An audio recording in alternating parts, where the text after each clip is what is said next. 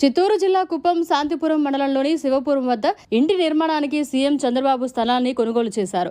అది వ్యవసాయ భూమి కావడంతో భూ వినియోగ మార్పిడి సబ్ డివిజన్ కోసం టీడీపీ నాయకులు దరఖాస్తు చేశారు. దీనికి డిప్యూటీ సర్వేయర్ సద్దాం హుస్సేన్ 1,80,000 రూపాయల లంచం డిమాండ్ చేశారు. గత నెల కుప్పానికి చంద్రబాబు నాయుడు వచ్చినప్పుడు విషయం వెలుగులోకి వచ్చింది.